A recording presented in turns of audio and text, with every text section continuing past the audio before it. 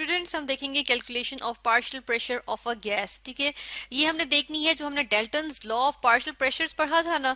हमने यहाँ पर क्या देखा था, हमने यहाँ पर बात की थी, हम यहाँ से रिकॉल करते हैं कि हमने कहा था कि sum of individual partial pressures of non-reacting gases in a mixture। ठीक है, और ये एक कंटेनर मौजूद हो तो ये इक्वल होती हैं किसके, ये इक्वल हो जाती हैं टोटल प्रेशर एक्सर्टेड के। ठीक है, टोटल प्रेशर एक्सर्टेड, ठीक है, जो कि इस कंटेनर में हम देखते हैं कि प्रेशर होगा इसका। ठीक है ना, तो इस तरह से ये हमने देख लिया। और इसमें हमने ये देखा था कि वॉल्यूम जो है वो कांस्टेंट होता है, टेम्परेचर भी हमारे पास कांस्टेंट होता है। ठीक है, देन हमने यहाँ पर बात की थी, हमने जनरल गैस लॉज को लेके चले थे और हमने कहा था कि इसकी डेरिवेशन की थी हमने। जनरल गैस लॉ हम देखा था, pressure into volume equals number of moles into R, यानी general gas constant into T यानी टेम्परेचर ऑफ द गैस। ठीक है, तो ये लेकर हमने इंडिविजुअल गैस के लिए निकाल लिए थे इस तरह से, है ना, इस तरह निकाले थे। और इसमें हमने देखा था कि partial pressure of any gas is directly proportional to number of moles of that gas। ठीक है, जब हम डेल्टन्स लॉ की बात करते हैं तो यहाँ पर हम क्या करेंगे, इस इक्वेशन को जो हमारे पास जनरल इक्वेशन थी इसको लेके, ठीक है,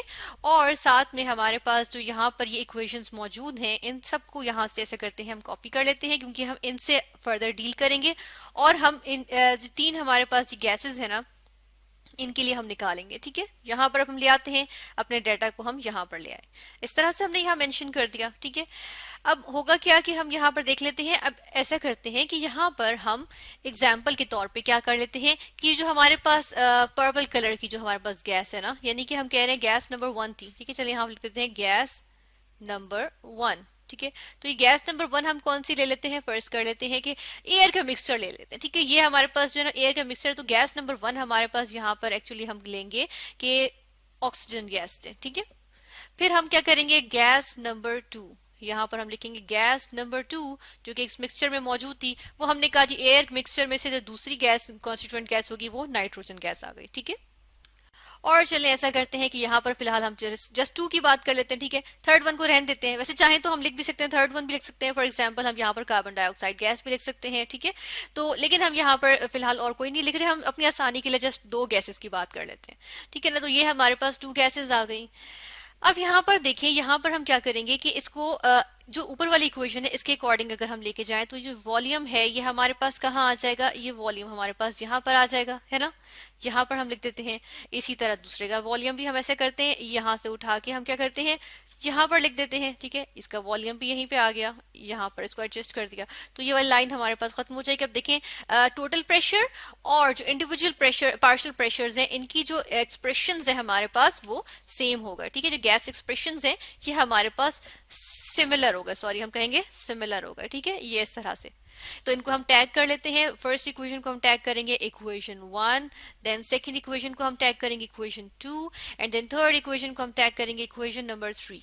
ठीक है, और साथ के साथ हम ऐसा भी कर सकते हैं कि देखें ये जो प्रेशर है ना इनको हम यहाँ से हटा के इनकी जगह इनके लिख देंगे कि हम जो इनकी आइडेंटिटी है गैस की आइडेंटिटी, यानी P1 हमने क्या कह दिया, अब हमने कह दिया ऑक्सीजन गैस है, चले इसके लिए हम O2 लिख देंगे। ठीक है, यहाँ पर भी हम नंबर ऑफ मोल्स O2 के लिख देंगे। ठीक है, और जो हमने P2 कहा था वो हमने कहा नाइट्रोजन गैस है, तो चले यहाँ पर हम N2 लिख देते हैं। ठीक है, और यहाँ पर भी हम क्या लिख देंगे N2 लिख देंगे। ठीक है, इस तरह से हमने लिख दिया। अब ऐसा करते हैं कि फर्स्ट ऑफ ऑल जो ऑक्सीजन गैस, यहाँ से हम एक चीज देखेंगे कि फर्स्ट ऑफ ऑल हम अगर यहाँ से देखें ऑक्सीजन गैस, ठीक है, ऑक्सीजन गैस के जो हमारे पास पार्शियल प्रेशर है इसकी बात करेंगे।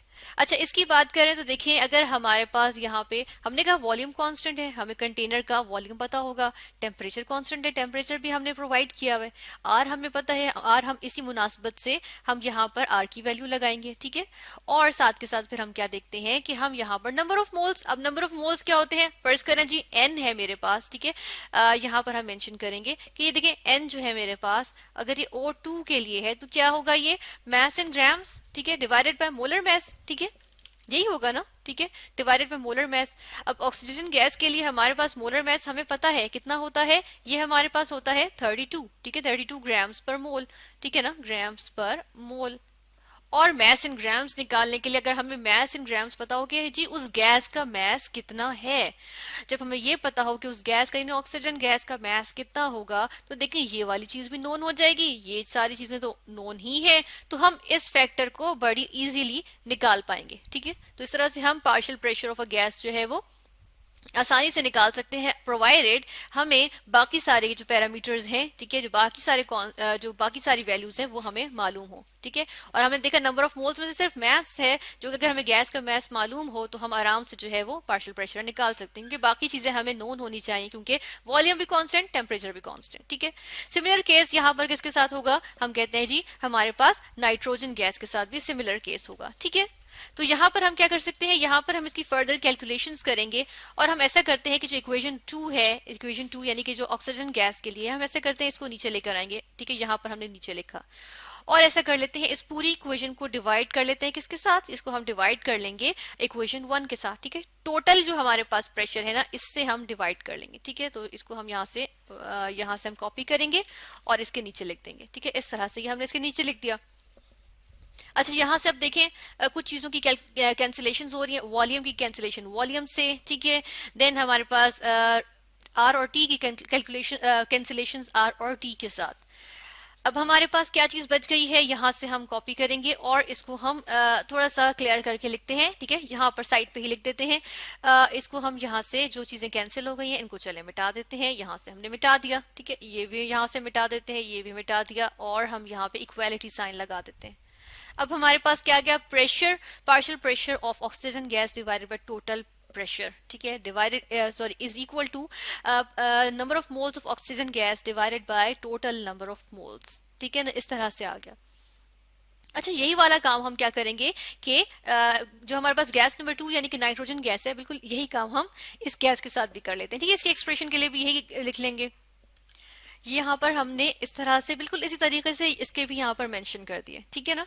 तो अब यहाँ से हम देखेंगे कि एक चीज जो अब यहाँ पर हम देखेंगे और वो ये है कि अगर देखें किसी भी इंडिविजुअल गैस के नंबर ऑफ मोल्स, अगर हम किसी एक मिक्सचर के अंदर से किसी एक कंस्टिट्यूएंट के नंबर ऑफ मोल्स उठा लें, ठीक है, और डिवाइडेड बाय करें उसको टोटल नंबर ऑफ मोल्स से, ठीक है। फर्ज करें ना मेरे पास टोटल नंबर ऑफ मोल्स क्या थे, एन टी अगर मैं लिखती हूँ, ठीक है, चलें कैपिटल टी लिखेंगे, यहाँ पर हम स्मॉल टी नहीं लिखेंगे क्योंकि हम कैपिटल टी से रिप्रेजेंट कर रहे हैं। तो देखिए यहाँ पर टोटल नंबर ऑफ मोल्स क्या है, N number of moles of oxygen gas plus number of moles of nitrogen gas, ठीक है। तो देखिए नाइट्रोजन गैस के नंबर ऑफ मोल्स से अगर मैं डिवाइड करती हूँ टोटल नंबर ऑफ मोल्स को, ठीक है, यानी कि यहाँ पर नाइट्रोजन गैस के नंबर ऑफ मोल्स हैं, डिवाइड करती हूँ उसको टोटल नंबर ऑफ मोल्स से, ठीक है।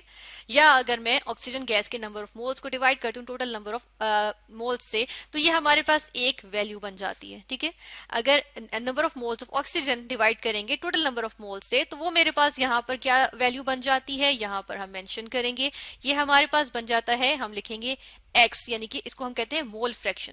यानी कि अगर टोटल नंबर ऑफ मोल्स में हमारे पास डिफरेंट कॉन्स्टिट्यूएंट्स हो ना, डिफरेंट कंपोनेंट्स हो, तो उनमें से कोई एक कंपोनेंट का जो नंबर ऑफ मोल्स हो उसको डिवाइड करें टोटल नंबर ऑफ मोल्स से, ठीक है। यानी कि अगर फर्ज करें मैं यहाँ पे एन टी जो है वो ले लेती हूँ, N1 plus N2 plus N3 plus N4 plus so on ले लेती हूँ, ठीक है। तो इसमें से किसी कोई भी एक कॉन्स्टिट्यूएंट उठा लूँ, फर्ज करें मैं N4 उठा लूँ, ठीक है, फोर्थ कॉन्स्टिट्यूएंट उठा लूँ, उसके नंबर ऑफ मोल्स को मैं डिवाइड करूँ टोटल नंबर ऑफ मोल्स से, ठीक है। सॉरी, हम यहाँ पे कैपिटल टी लिखेंगे टोटल नंबर ऑफ मोल्स से, तो ये मेरे पास क्या होगा, ये मोल फ्रैक्शन कहलाता है, ठीक है। स्मॉल x होता है इसके लिए, मोल फ्रैक्शन कहलाता है। और ये मोल फ्रैक्शन किसका होगा, उस फोर्थ कॉन्स्टिट्यूएंट का, ठीक है। तो ये हमने एक्सप्लेनेशन के लिए यहाँ पर देखा, इसको हम यहाँ से रिमूव कर देते हैं क्योंकि हम यहाँ पर बेसिकली इसकी बात नहीं कर रहे, हम यहाँ पर बात करें ऑक्सीजन गैस की। तो देखें ये नंबर ऑफ मोल्स किसके बन जाएंगे, सॉरी मोल फ्रैक्शन किसका बन जाएगा, ये मोल फ्रैक्शन होगा ऑक्सीजन गैस का, ठीक है। इस तरह से हमने लिख दिया। सिमिलर केस होगा किसके लिए, नाइट्रोजन के लिए। यहाँ पर हम देखते हैं कि हमारे पास मोल फ्रैक्शन बन जाएगा, ये वाली जो एक्सप्रेशन है यानी कि number of moles of nitrogen gas divided by total number of moles, तो ये क्या बन जाएगा, मोल फ्रैक्शन ऑफ हमारे पास नाइट्रोजन गैस, ठीक है। इस तरह से ये हमने लिख दिया। अब हमारे पास एक्सप्रेशन क्या बन गया है, एक्सप्रेशन देख लेते हैं। ये हमारे पास एक्सप्रेशन कुछ इस तरह से बन गया है, इसको हम लिख सकते हैं, यहाँ पर हम इस तरह कर देंगे, ठीक है। तो देखें ये हमारे पास एक्सप्रेशन बन गया, ठीक है ना। और दूसरे वाले को भी हम इसी तरह कर देंगे, ठीक है। चलें इसको भी हम ऐसे ही कर देते हैं, यहाँ पर हम इसको इसके ऊपर लेकर आ जाएंगे, ठीक है। तो ये हमारे पास क्या बन गया है, ये हमारे पास एक्सप्रेशन बन गया। अब जो हमारे पास एक्सप्रेशन आ रहा है, ठीक है ना। तो अब हम क्या कर सकते हैं, अब देखिए अगर इस टोटल प्रेशर को मैं उस तरफ ले जाऊं, ठीक है, इस टोटल प्रेशर को मैं उस तरफ ले जाऊं तो क्या होगा, इसको हम देख लेते हैं। यहां से मैंने क्या किया, दूसरी तरफ लेके जाऊंगी तो यहाँ पे डिनोमिनेटर में था, वहां जाके न्यूमिनेटर में आ जाएगा और यहाँ पर इस तरह से आ जाएगा। ठीक है, इसी को मैं यहाँ से कॉपी करूंगी और यहाँ पर पेस्ट करूंगी, ये हमारे पास यहाँ पे आ जाएगा। यहाँ से इसको मैं रिमूव कर दूंगी। ठीक है, इस लाइन को भी हम रिमूव कर देंगे, ये लाइन हमने रिमूव कर दी, ये हमारे पास एक्सप्रेशन बन गया। तो देखिए ये जो है ये हमारे पास क्या है, ये एक हमारे पास इक्वेशन, हम कहते हैं कि इसको हम ए लिख लेते हैं, चलें स्मॉल ए से रिप्रेजेंट टैग कर लेते हैं और इसको हम इक्वेशन स्मॉल बी से टैग कर लेते हैं। तो इक्वेशन ए और इक्वेशन बी जो आई है ये बेसिकली हम इन इक्वेशन से क्या कर सकते हैं, partial pressure of oxygen gas और partial pressure of nitrogen gas, जो कि हम कह रहे हैं कि कॉन्स्टिट्यूएंट गैसेज हैं जो कि हमने मिक्सचर ऑफ गैसेज में देखी थी कि हमारे पास मौजूद थी, इनको हम कैलकुलेट कर सकते हैं। ठीक है, और इस तरह से हम partial pressure of a gas calculate कर सकते हैं। यहाँ पर हम अब एक और चीज देख लेते हैं। ठीक है, यहाँ पे तो हमने पार्शियल प्रेशर तो चलें कैलकुलेट कर लिया, मोल फ्रैक्शन की बात की थी ना, मोल फ्रैक्शन में एक और चीज देखेंगे कि यहाँ पे जो नंबर ऑफ मोल्स हैं, अब मोल फ्रैक्शन अगर हम यहाँ से लें, ये देखिए ये जो मोल फ्रैक्शन है, चूंकि ये हमारे पास क्या है, फ्रैक्शंस हैं। ठीक है, हम यहाँ पर चलें वर्ड लिखते भी हैं, मोल फ्रैक्शंस। ठीक है, फ्रैक्शन में कोई चीज होती है तो वो क्या होती है, वो हमारे पास आ जाती है यूजुअली। हम देखते हैं कि यहाँ पर जो हमारे पास आएगी, अब देखें यहाँ पर जो चीज आएगी वो हमारे पास लेस देन 1 आएगी। किस तरह से देखें, अगर फर्स्ट करें नंबर ऑफ मोल्स मेरे पास ऑक्सीजन के 0.2 थे, तो वो टोटल नंबर ऑफ मोल्स से तो कम ही होंगे ना। ठीक है, और नाइट्रोजन के मेरे पास 0.8 मोल्स थे। ठीक है, तो इनको ऐड करके मेरे पास क्या बन रहे हैं, 1 बन रहा है।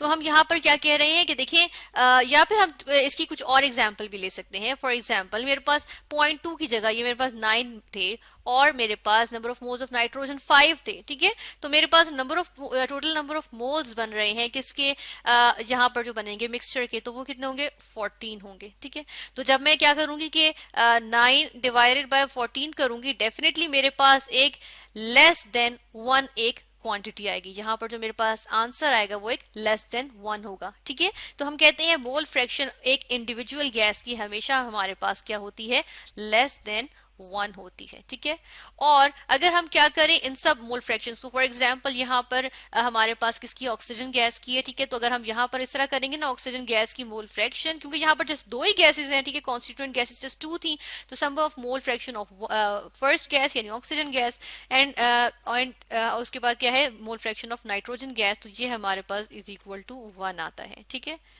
तो ये हमने मोल फ्रैक्शन के बारे में कुछ स्टडी किया, और इसके अलावा हमने क्या देखा, हमने देखा कि किस तरह से 2 हमारे पास एक्सप्रेशंस है जिनसे हम partial pressures of a gas को कैलकुलेट कर सकते हैं।